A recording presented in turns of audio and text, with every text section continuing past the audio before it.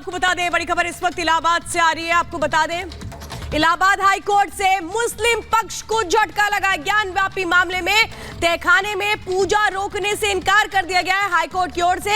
अगली सुनवाई तक पूजा जारी रहेगी और अगली सुनवाई 6 फरवरी को होगी।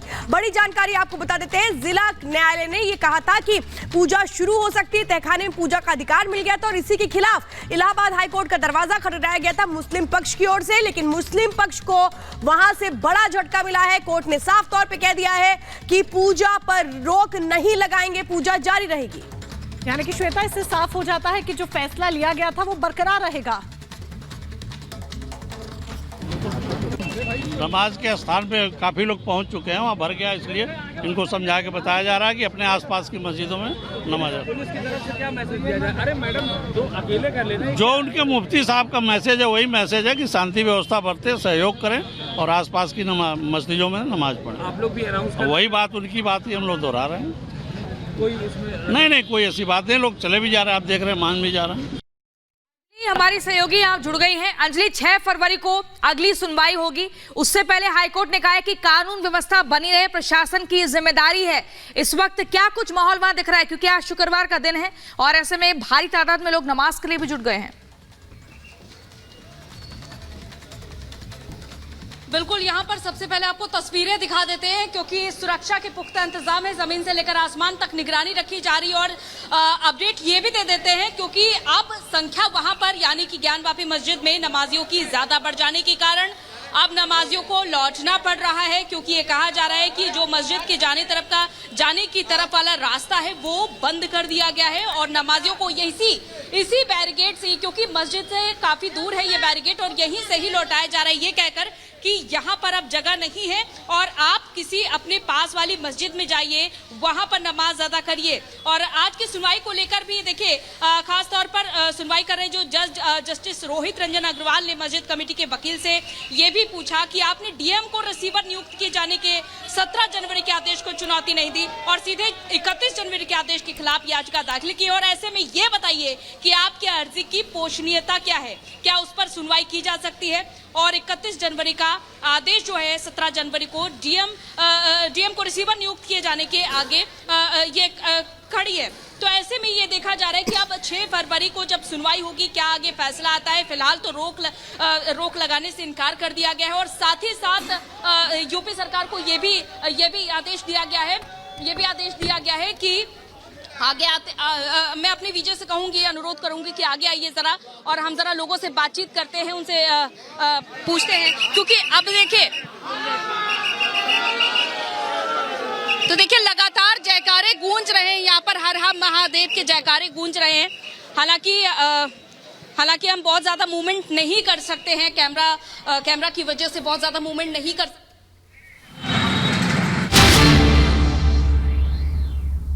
आसमान में बैठ के झाड़ू चलाता है। ये जो चंडीगढ़ का चुनाव है, ये दिखाता है कि उनका पाप का घड़ा कैसे भर गया था। जब पाप का घड़ा भर जाता है बहुत ज्यादा, तो फिर प्रकृति अपनी झाड़ू चलाती है, भगवान अपनी झाड़ू चलाता है, चीजों को ठीक करता है।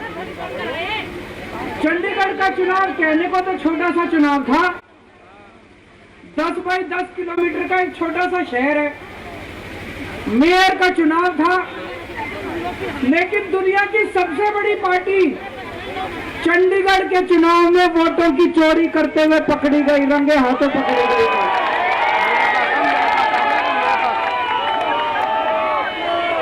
इनकी किस्मत खराब थी, इनकी किस्मत खराब थी।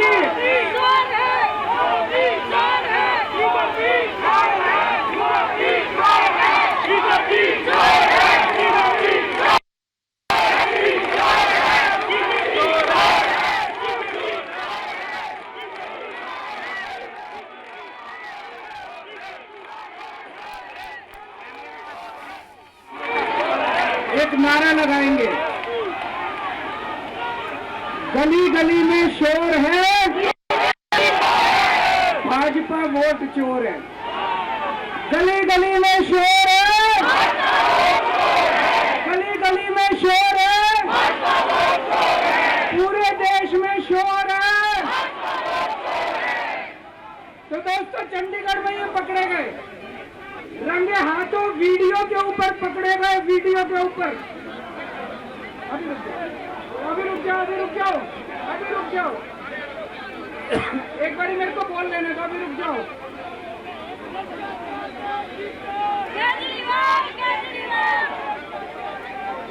दोस्तों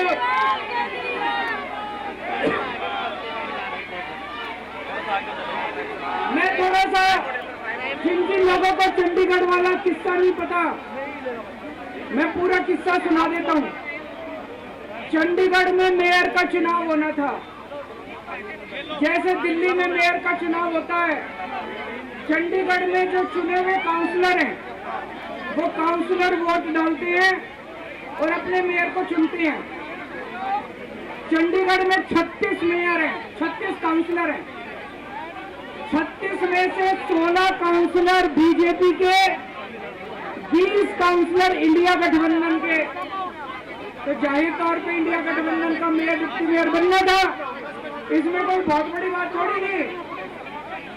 लेकिन इन्होंने बदमाशी क्या करी, जो चुनाव अधिकारी है, चुनाव करने वाला प्रिसाइडिंग ऑफिसर है, वो इन्होंने बीजेपी के एक कार्यकर्ता को बना दिया।